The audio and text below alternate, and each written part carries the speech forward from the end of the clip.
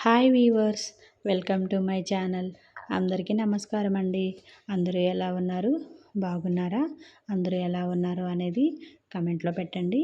ఈరోజు మనము పిల్లలకి డిన్నర్ టైంలో ఎలాంటి రెసిపీ పెట్టాము అంటే పొట్ట నిండా తిని హ్యాపీగా నిద్రపోతారు, ఇంకా ఖచ్చితంగా వెయిట్ అయితే వస్తారు.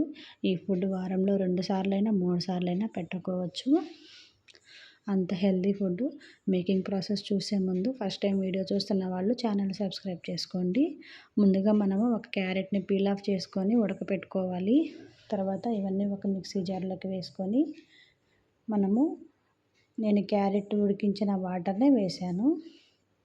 ప్యూరీ లాగా చేసుకొని పక్కన పెట్టేసుకుని తర్వాత ఒక 3 స్పూన్లు ఓట్స్ని తీసుకొని ఈ విధంగా రోస్ట్ చేసుకోవాలి.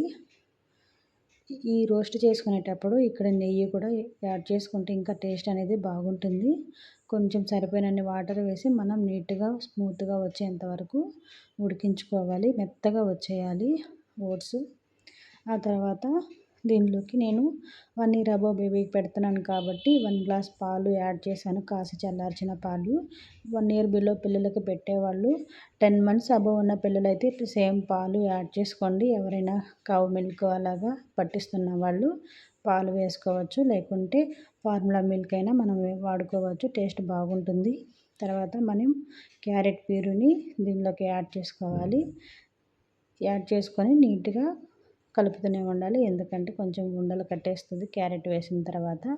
అలాగంతా లేకుండా కొంచెం ఉడికించుకోవాలి నీట్గా. ఇది బాగా దగ్గర పడిపోతుంది. ఈ టైంలో మన దగ్గర నట్స్ పౌడర్ ఉన్నా, లేకుంటే నేనైతే ఈ విధంగా కాజు వేసాను, జీడిపప్పులు కొంచెం తురుముకొని వేసాను. ఇలాగైనా వేసుకోవచ్చు. ఇంకొంచెం స్వీట్నెస్ కావాలి అనుకుంటే బెల్లం పొడి యాడ్ చేసుకోవచ్చు, లేకుంటే లేదు. ఇది జస్ట్ ఆప్షనల్ మాత్రమే. ఇది బాగా ఉడికిన తర్వాత చల్లారిన తర్వాత మనం ఫీడ్ బౌల్లోకి మార్చుకునేసి పిల్లలకి లైట్ వేడిగా ఉన్నప్పుడే పెట్టాలి. చల్లగా అయిపోతే వాటర్గా అయిపోతుంది. అంతవరకు రానివ్వద్దు. వేడిగా ఉన్నప్పుడే పెట్టేసేయండి. ఖచ్చితంగా వెయిట్ అయితే వస్తారు, మీకే తెలుస్తుంది. ఈ వీడియో మీకు నచ్చితే లైక్ చేయండి. ఫస్ట్ టైం వీడియో చూస్తున్న వాళ్ళు ఛానల్ సబ్స్క్రైబ్ చేసుకోండి. Thank you.